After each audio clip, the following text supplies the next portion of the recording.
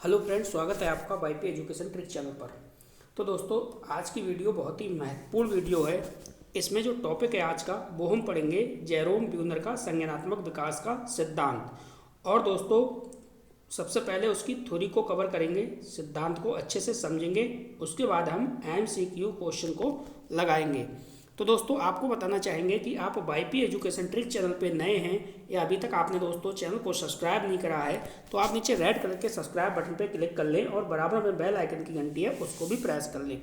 इससे क्या होगा कि जब भी हम वीडियो को अपलोड करेंगे तो उसका नोटिफिकेशन सबसे पहले आपके पास पहुँच जाएगा। तो दोस्तों, सबसे पहले 1 मिनट आपका लूँगा, 1 मिनट से ज़्यादा समय नहीं लगेगा। इसके बाद क्लास स्टार्ट करेंगे। देखिए, जो आपका सिलेबस चल रहा है दोस्तों, ये आपका सिलेबस जो है चाहे आप रीट की तैयारी कर रहे हैं या फिर सीटेट की तैयारी कर रहे हैं या टेट की तैयारी कर रहे हैं, यूपी टेट का, या फिर केवीएस की एग्ज़ाम की तैयारी कर रहे हैं। देखिए, सिलेबस को देखते हुए ही हम बाल विकास की आपकी तैयारी करा रहे हैं। ठीक है, तो आप अपने सिलेबस को प्रिंट आउट निकालिए और सामने रखिए, उसके अकॉर्डिंग आप अपनी अच्छे से तैयारी कीजिए। मैं तो उसी सिलेबस के अकॉर्डिंग ही कंटेंट आपको दे रहा हूँ। दोस्तों, टोटल जो सिलेबस है वो आपका एनसीईआरटी किताबों का निचोड़ है।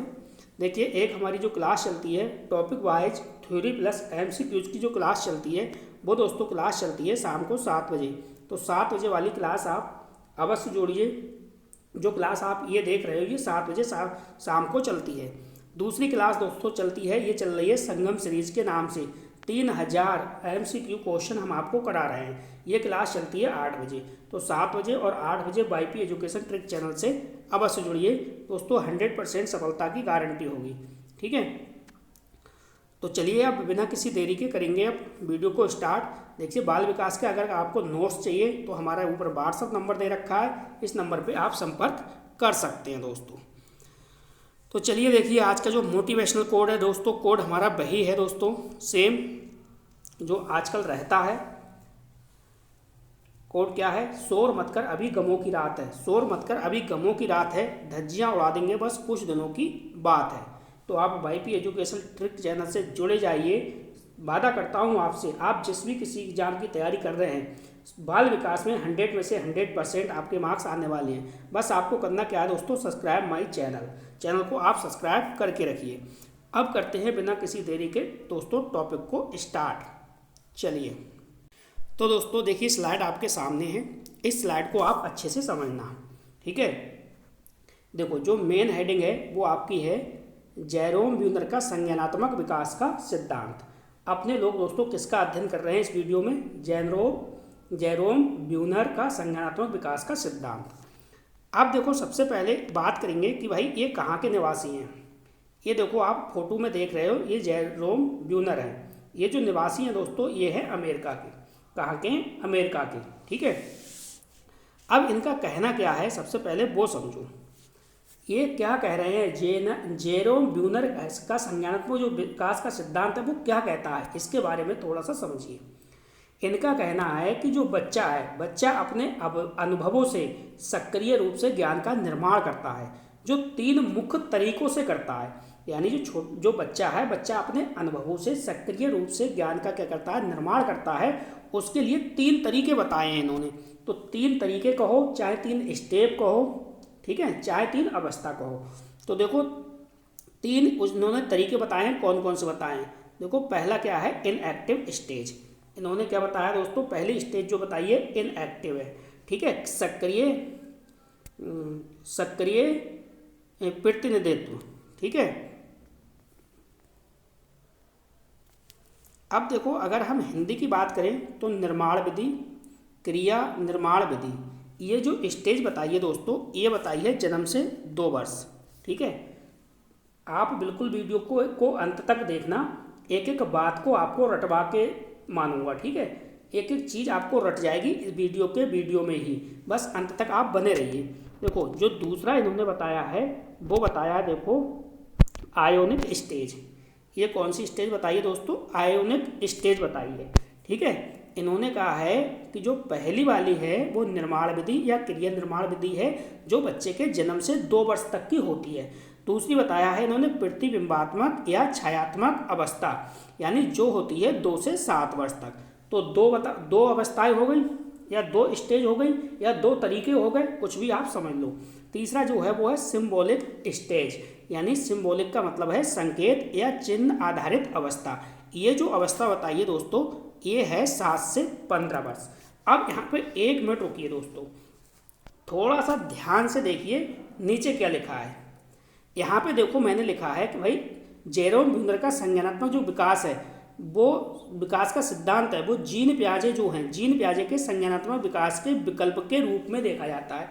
यानी जो जेरेम ब्यूनर है, जेरोम ब्यूनर का संज्ञानात्मक विकास का सिद्धांत जीन प्याजे के संज्ञानात्मक विकास के विकल्प के रूप में देखा जाता है। अब थोड़ा सा यहाँ पे समझिए, थोड़ा सा जीन प्याजे को समझते हैं। 1 मिनट का समय लेंगे, ज़्यादा नहीं। देखो सबसे पहले जीन प्याजे ने कितनी स्टेजें दी हैं दोस्तों, 4 स्टेजों की बात की है जीन प्याजे ने। जो पहली स्टेज थी उसकी, जीन प्याजे की पहली स्टेज मैं यहाँ पे लिख देता हूँ। पहली स्टेज थी वो थी संवेदी गामक अवस्था। कौन सी थी दोस्तों? संवेदी गामक अवस्था। जो संवेदी गामक अवस्था थी वो जन्म से 2 वर्ष तक थी। कितनी वर्ष तक थी? जन्म से 2 वर्ष तक। ठीक है, तो पहली अवस्था जीन प्याजे की कौन सी थी? जीन प्याजे कौन सी थी? संवेदी गामक अवस्था। जो संवेदी गामक अवस्था थी वो 0 से 2 वर्ष तक थी, 2 वर्ष तक थी। तो उसी से रिलेटेड ये वाली अवस्था आपको ध्यान रखना है। इनकी जो ब्यूनर है, ब्यूनर की जो अवस्था है वो है निर्माण विधि, क्रिया निर्माण विधि। ये भी जन्म से 2 वर्ष तक है। तो देखो एक स्टेज इनकी निपट गई और एक स्टेज, दोनों की एक एक स्टेज हो गई। अब जो दूसरी स्टेज जेनर ब्यूनर की है वो है प्रतिबिंबात्मक या छायात्मक आयु। ये जो है 2 से 7 वर्ष। अगर हम प्याजे की बात करें तो प्याजे की जो दूसरी स्टेज थी, बताओ वो कौन सी थी? दूसरी स्टेज थी पूर्व संक्रियात्मक अवस्था। जो दूसरी स्टेज थी जीन प्याजे की दूसरी स्टेज थी वो थी पूर्व संक्रियात्मक अवस्था। कौन सी थी? पूर्व संक्रियात्मक अवस्था। ये कितनी थी? 2 से 7। ठीक है, 2 से 7। तो जो जीन प्याजे की दूसरी अवस्था थी पूर्व संक्रियात्मक अवस्था, उसकी जो आयु थी वो 2 से 7 वर्ष थी। तो यहाँ पे भी प्रतिबिंबात्मक या छायात्मक आयु जो बताइए 2 से 7 वर्ष बताइए। किसने? ब्यूनर ने। तो 2 अवस्था तो बिल्कुल सेम है। ठीक है, अब डिफरेंट कहाँ पे है, अंतर कहाँ पे है, वो थोड़ा सा समझिए। ठीक है, अब आती है जीन प्याजे की तीसरी अवस्था। तीसरी जो होती है मूर्त अवस्था। ठीक है, और जो चौथी जो होती है अमूर्त अवस्था। ठीक है, जिसे बोलते हैं औपचारिक अवस्था। तो ये जो अवस्था बताई है जीन प्याजे ने, ये बताई थी आपकी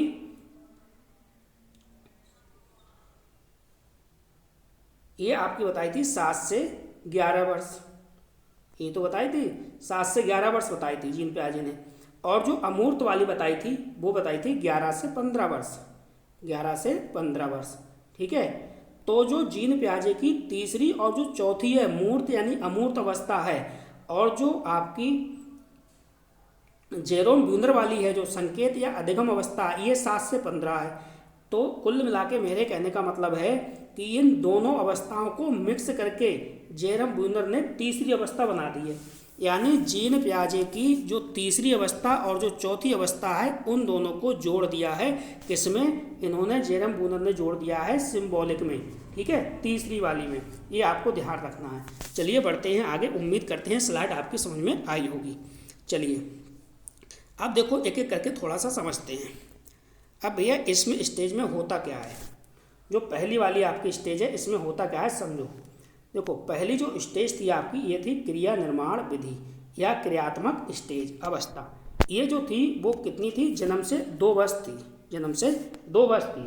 अब जन्म से 2 वर्ष थी तो छोटा सा बच्चा होगा भाई। बालक इसमें क्या करता है? इसमें जो बालक होता है दोस्तों, इस स्टेज का जो बालक होता है, जो जन्म से 2 वर्ष का बच्चा होता है, इसमें जो बालक होता है, बालक शारीरिक गामक क्रियाओं के द्वारा शारीरिक गामक क्रियाएं करता है।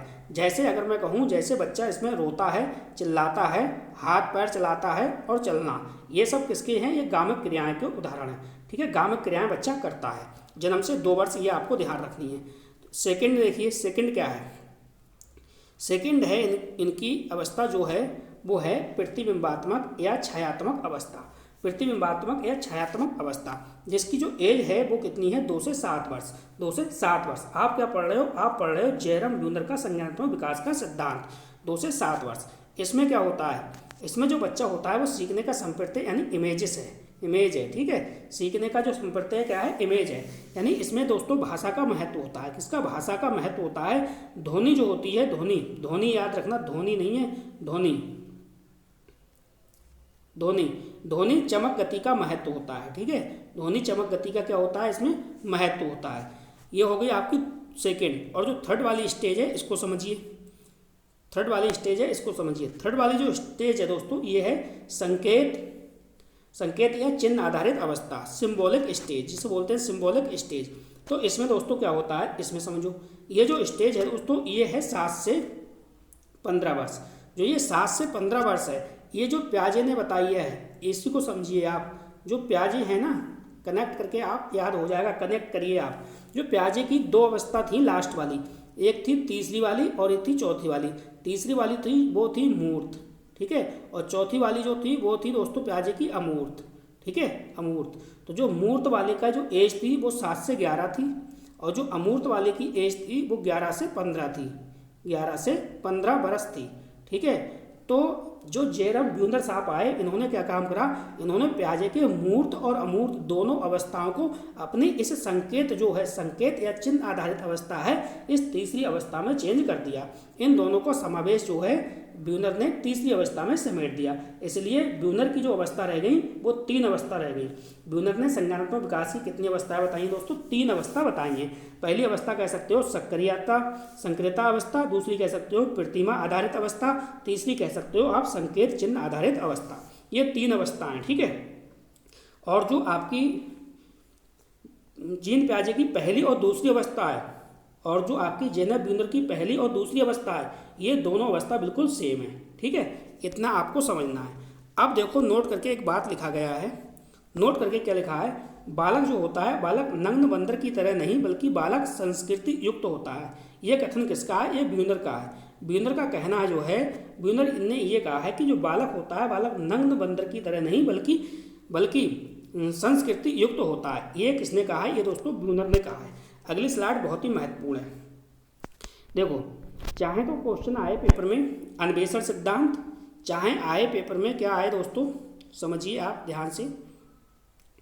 चाहे पेपर में क्वेश्चन आए आपका अन्वेषण सिद्धांत आए, चाहे रचनात्मक आए, चाहे निर्मितवाद आए, ठीक है, 3 शब्द आपको, ये तीनों शब्द में से कुछ भी दिखे तो आपका सिद्धांत जो होगा ब्यूनर का होगा। सिद्धांत किसका होगा दोस्तों? ब्यूनर का होगा। अभी अपने लोग क्या करेंगे, अभी टेस्ट सीरीज को लगाएंगे, ठीक है। अब यहाँ पे जो नेक्स्ट क्वेश्चन है उसको समझिए। नेक्स्ट क्वेश्चन क्या है समझो। देखो, अगला जो हेडिंग है वो है ब्यूनर की चर्चित पुस्तक। तो दोस्तों ब्यूनर जो है, ब्यूनर की चर्चित पुस्तक कौन सी है? तो देखो, पहली जो पुस्तक है वो है द प्रोसेस ऑफ एजुकेशन। क्या है दोस्तों? The process of education. दूसरी पुस्तक है द रिलेवेंस ऑफ एजुकेशन। ये 2 पुस्तक हैं, 2 पुस्तक आपको रट्टा मारना है, यहाँ से क्वेश्चन 100% बन सकता है दोस्तों। दोनों पुस्तक आपको रटनी होनी चाहिए, ठीक है। एक बार फिर से रिवाइज कराता हूँ, वरना तो आप इसका स्क्रीनशॉट ले लीजिए। ब्यूनर की चर्चित पुस्तक कौन सी है दोस्तों? पहली है द प्रोसेस ऑफ एजुकेशन, दूसरी है द रिलेवेंस ऑफ एजुकेशन। दोनों पुस्तक आपको ध्यान रखनी है। अन्वेषण का सिद्धांत ब्यूनर, संरचनात्मक ब्यूनर और निर्मितवाद ब्यूनर, ठीक है। आंसर आपका क्या आएगा? ब्यूनर। अब बिना किसी देरी के दोस्तों चलते हैं टेस्ट सीरीज की ओर। लगाते हैं दोस्तों क्वेश्चन आंसर टेस्ट सीरीज और देखिए आपका दोस्तों कितने क्वेश्चन बनते हैं। जिन लोगों ने ध्यान से क्वेश्चन को पढ़ा होगा, थ्योरी को समझा होगा, जिन लोगों ने दोस्तों थ्योरी सेक्शन को ध्यान से समझा होगा, 100% क्वेश्चन वो बना ले जाएंगे। चलिए देखिए, पहला क्वेश्चन क्या है, निम्न में से संज्ञानात्मक विकास की कौन सी अवस्था का वर्णन ब्यूनर द्वारा नहीं किया गया है? यहाँ पे देखो शब्द है नहीं किया गया है, यानी 3 अवस्था ऐसी हैं जो ब्यूनर ने बताई हैं और जो चौथी अवस्था नहीं है, तो नहीं वाली आपको पकड़ना है। देखो, पहली अवस्था है इंद्रिय गामक अवस्था, दूसरी है प्रतिमा प्रतिनिधान, तीसरी है क्रियात्मक प्रतिनिधान और चौथा जो ऑप्शन है वो है प्रतीकात्मक प्रतिनिधान। तो चारों ऑप्शन में सही जवाब आपको चुनना है। देखो, जाहिर सी बात है भाई, आपने प्रतिमा वाला जो है अभी 3 स्टेप बताई हैं मैंने, उसमें पढ़ा था, क्रियात्मक प्रतिनिधान भी पढ़ा था और प्रतीकात्मक प्रतिनिधान भी पढ़ा था। लेकिन जो इंद्रिय गामक अवस्था है दोस्तों, ये जीन प्याजे जी की है, जीन प्याजे जी की है। तो क्वेश्चन हमारा यही कह रहा था कि संज्ञानात्मक विकास की कौन सी अवस्था का वर्णन ब्यूनर द्वारा नहीं किया गया है। उम्मीद करता हूँ दोस्तों पहला क्वेश्चन आपकी समझ में आया होगा। अब चलिए अगला क्वेश्चन देखते हैं। अगला क्वेश्चन क्या कह रहा है। क्वेश्चन दोस्तों आपसे ये पूछ रहा है, भाई आप ये बताओ कि संज्ञानात्मक विकास की निम्नलिखित अवस्थाओं में कौन सी अवस्था का वर्णन ब्यूनर द्वारा नहीं किया गया है। देखो ब्यूनर द्वारा नहीं किया गया है, फिर से क्या आया, नहीं किया गया है। अब देखो यहाँ पे 4 ऑप्शन है, 4 ऑप्शन को समझिए। पहला ऑप्शन है सिंबॉलिक, दूसरा है आयोनिक, तीसरा है इनएक्टिव, चौथा है हेट्रोनॉमी। अब देखो जब आपने स्टेप पढ़ी थी, पहली स्लाइड मैंने आपको कराई थी, पहली स्लाइड पे ही मैंने आपको बताया था कि भैया इनएक्टिव स्टेज है और आयोनिक स्टेज है और इसके बाद है सिंबॉलिक स्टेज। मैंने तीनों स्टेज आपको बताई थी, लेकिन ये वाली जो स्टेज है ये नहीं बताई थी।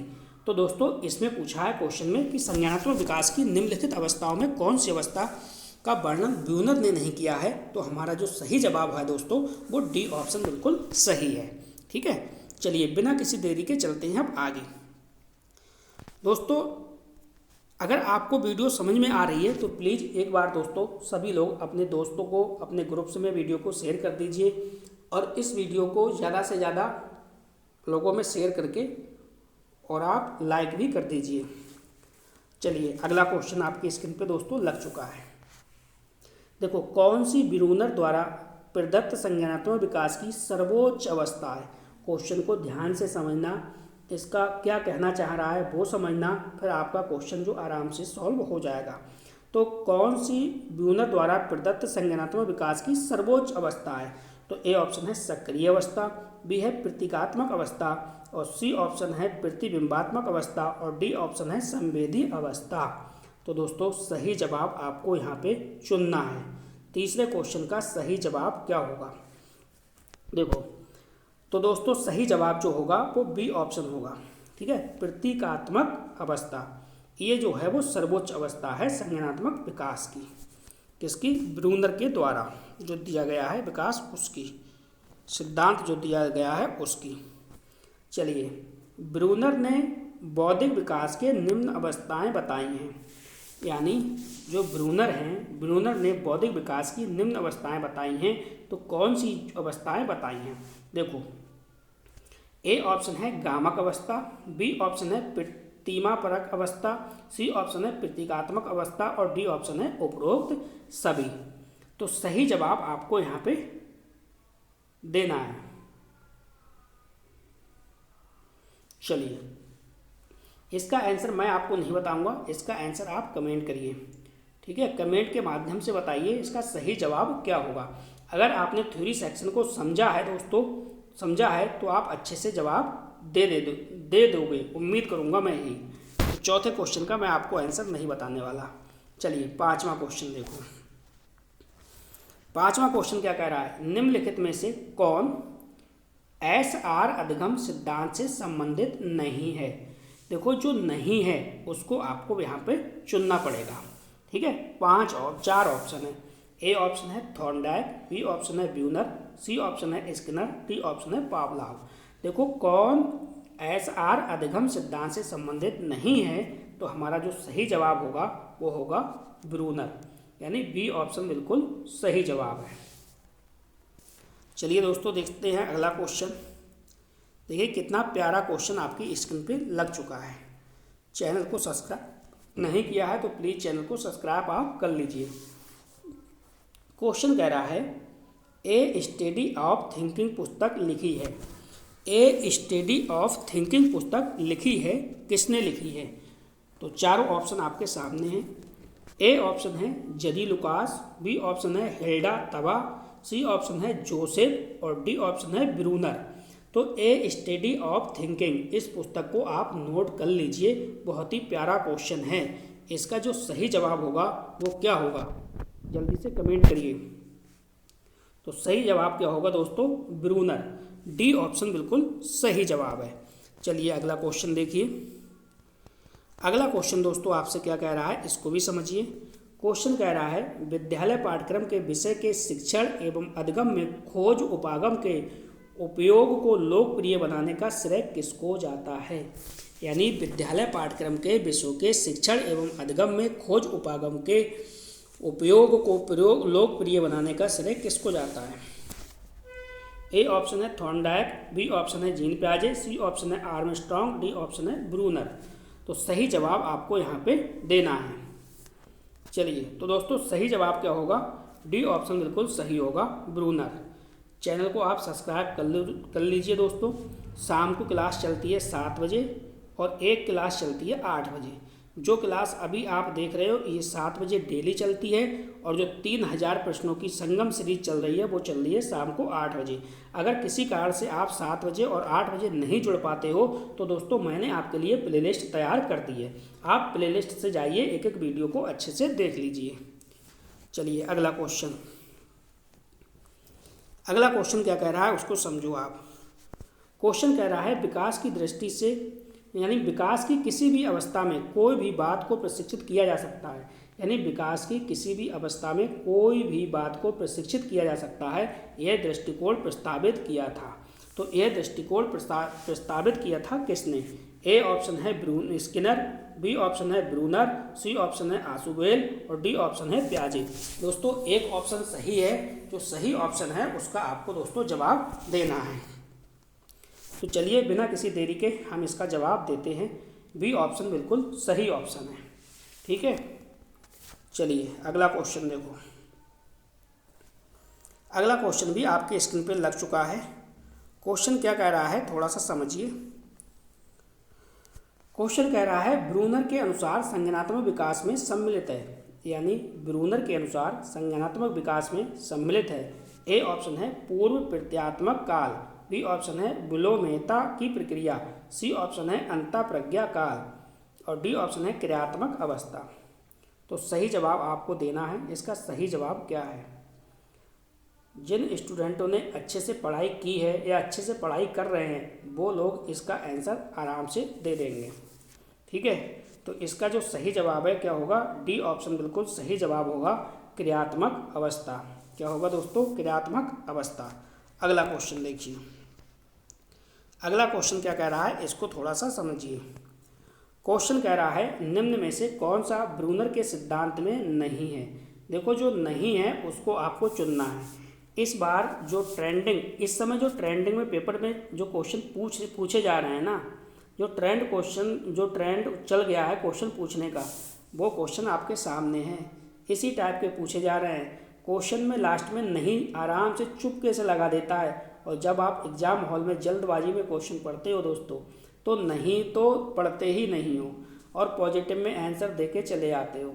जब घर पे आते हो तो देखते हो अरे इसमें तो नहीं पूछा है और आपका आंसर तब तक गलत हो चुका होता है।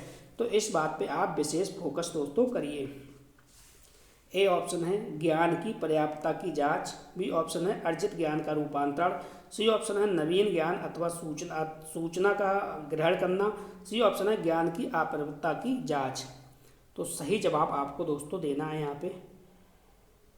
ब्रूनर के सिद्धांत में कौन नहीं है या ब्रूनर के सिद्धांत में नहीं है। सही जवाब दोस्तों होगा यहाँ पे डी ऑप्शन, ज्ञान की अपर्याप्तता की जांच। डी ऑप्शन बिल्कुल सही जवाब है। ठीक है, तो दोस्तों बस इस वीडियो में इतना ही था दोस्तों। आज का टॉपिक आपको कैसा लगा प्लीज़ कमेंट अवश्य करिए। मिलते हैं नेक्स्ट वीडियो में न्यू टॉपिक के साथ। आपका दिन शुभ हो।